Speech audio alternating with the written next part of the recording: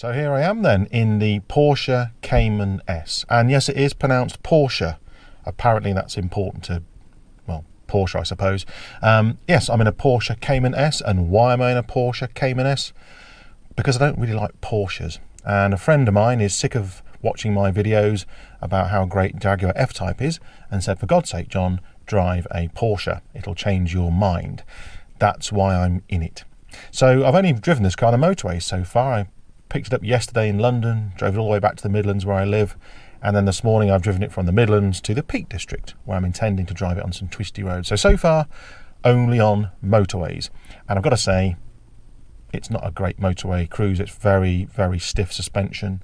You'll see in a minute the wheels in this car are enormous, so that doesn't really help it much. So my personal opinion is that if you're going to cruise motorways all day, probably not the best choice, but then again, why would you choose a Porsche sports car if you sit on motorways all day? So the idea then today is that we're going to drive this on some very twisty, challenging roads, which I think is the natural habitat of a Porsche Cayman, and in fact most Porsches, and we're going to get a really, really good impression of how that car feels. So my thanks to my friend Phil, who has stupidly lent me his car. Now this Cayman S is a 2006, very low mileage, very well looked after, and it chucks out some good numbers. So it's just 290 horsepower, 350 newton meters of torque. It does 60 in 5 seconds, all that usual stuff, and if you're a nerd you'll have known all that stuff already anyway. But it's a powerful sports car, very similar to the F-Type in some of its performance stats. So it'll be interesting to see how it stacks up, and more interesting than that for me is, will this break my opinions of Porsches? I've never liked Porsches much, never liked the 911 much, because I always did that thing about it's the same car, I could tweak it a bit and say it's a new model, and also everything's optional like it is in this car.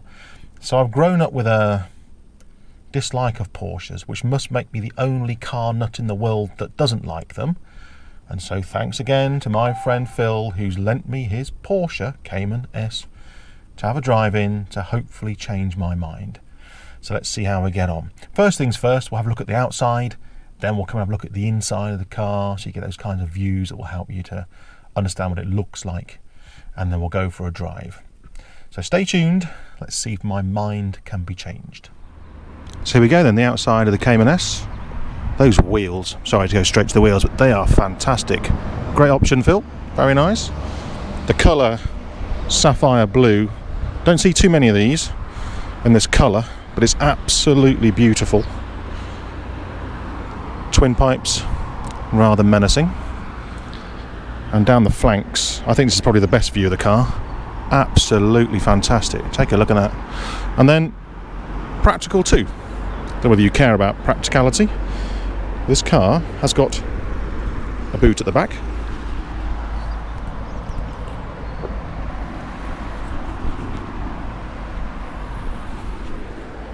which is very usable.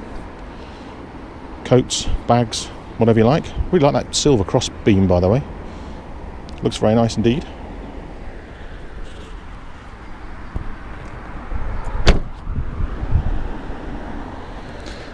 And then, well, let's just pause.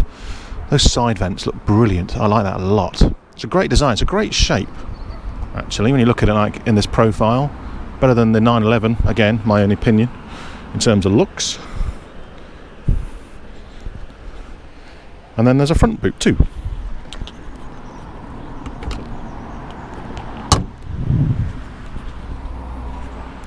So there you go, much bigger than the rear boot. And here we go, trolley case.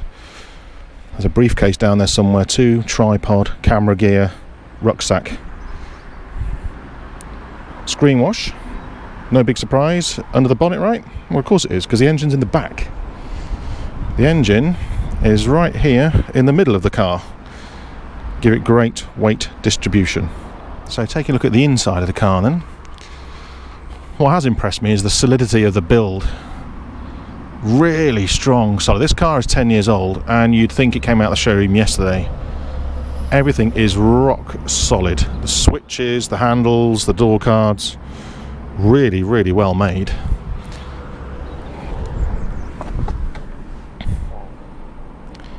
And into the cockpit here, the main dial is the rev counter, That might be a hint at what this car's really all about.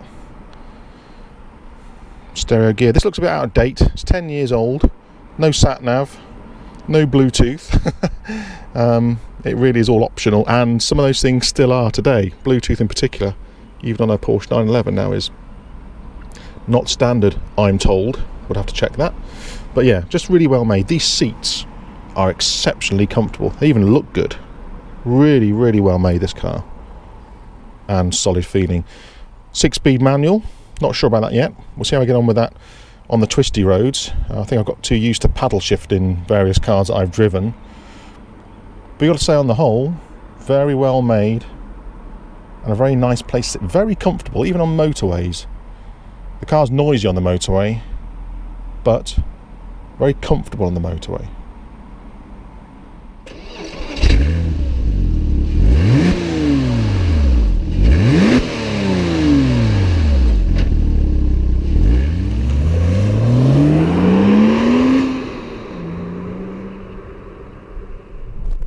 So we're off. I can already tell you that hard suspension I mentioned on the motorway is a bit hard. I now understand why. This car is like it's on rails. Now, I'm speaking to you now about this bit because I've slowed down because there's a bit of traffic in front of me. I've been through a particularly twisty bit of the Derbyshire Dales, and I understand some of the Porsche magic, I suppose, which is it handles beautifully, very flat, no lean, no roll, thanks to that hard suspension. But it's sorry, it's just glued to the road. That's the trick. That's what this thing's really about. Is, yeah, it's harsh and hard in the suspension, but for a reason. It handles fantastically through the corners. And the levels of grip are incredible. You probably noticed from the intro that it's raining today, so I'm being a little bit careful with 300 horsepower on tap. It just inspires confidence. The car's absolutely glued to the road, but it's a bit bumpy and hard. It's wonderful. Handling is sublime. It really is exceptionally good. So I'm starting to appreciate the magic, everybody. Sounds good, doesn't it? That 3.4 flat 6 behind me loves to rev. Twisty roads, it loves.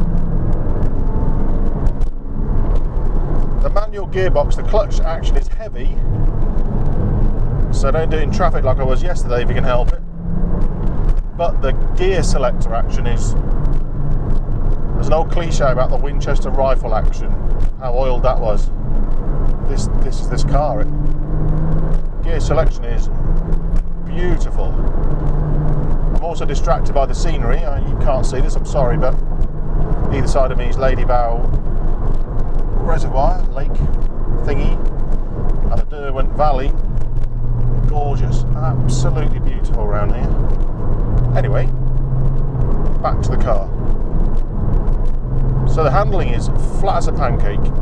You can throw this into any corner you like and it sticks to the road like glue.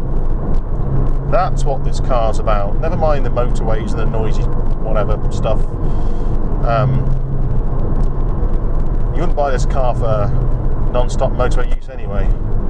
That might be occasional. If you want to buy a car to chuck around lots of corners and put a big grin on your face, definitely add this to your list.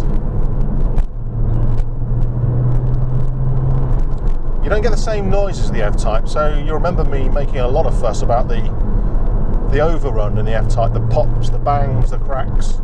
None of that. This is more mechanical, very efficient, very clinical. It's designed to go round corners as quickly as possible.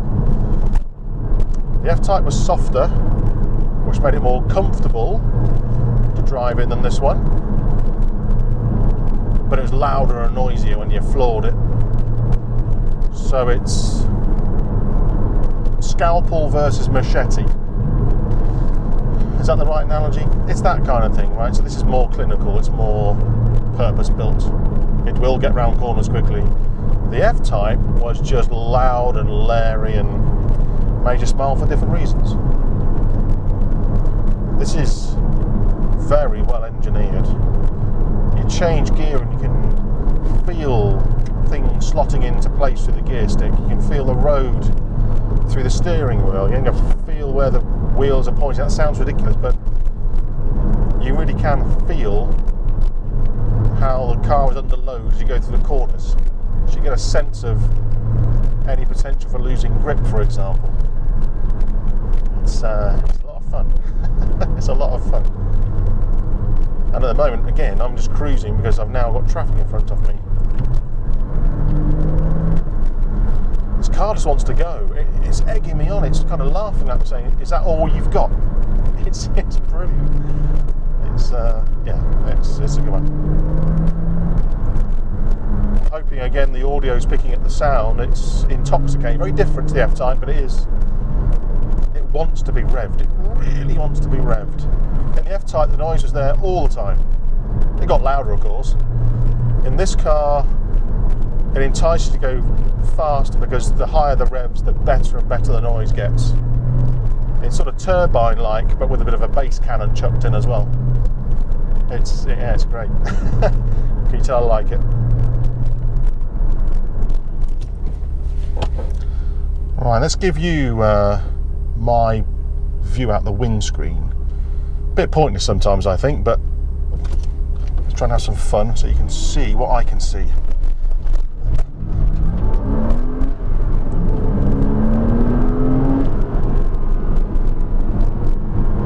You can hear it likes to rev, can't you? That flat 6 under load sounds like a turbine. Loves to be revved. It's raining, sorry about the wipers.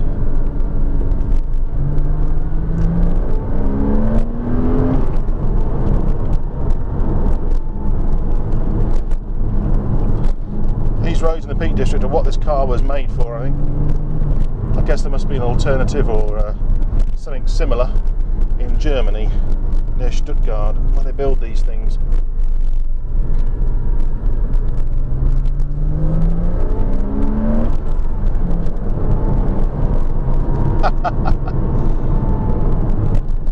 Cyclists, look out.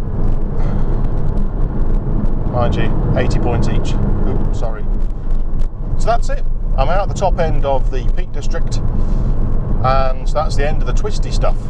So, conclusion time, I suppose.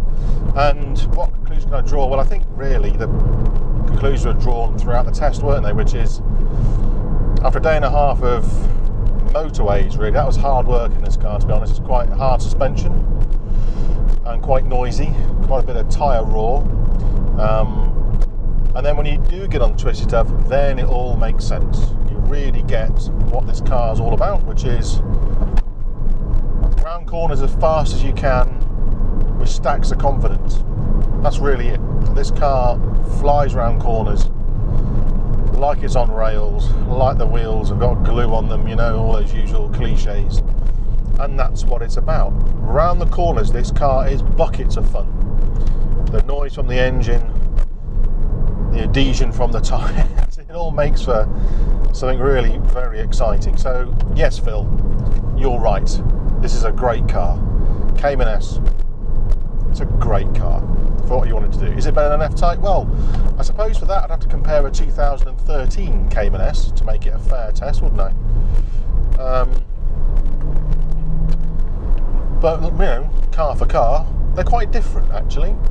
Jaguar's a bit more of an all-rounder, I think.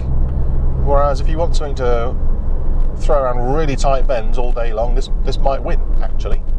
And then that point about cost. So this car is sub 20 grand. Cheapest F-Type, 45. So a bit of a no-brainer.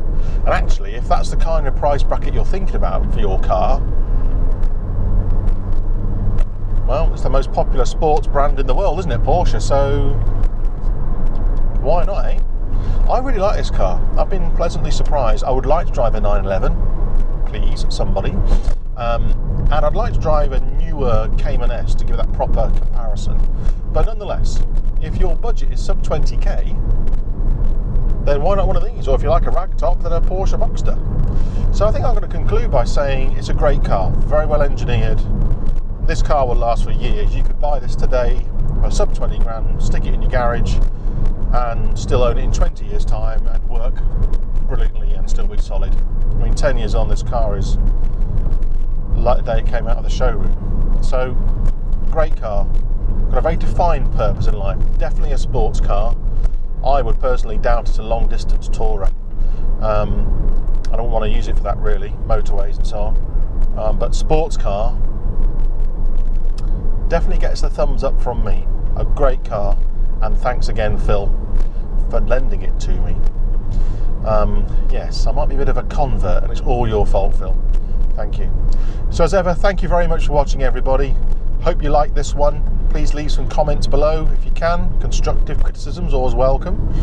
And subscribe, please.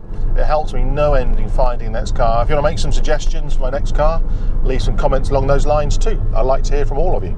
But until then, until the next video, plans are afoot, I'll speak to you all very soon. Thank you.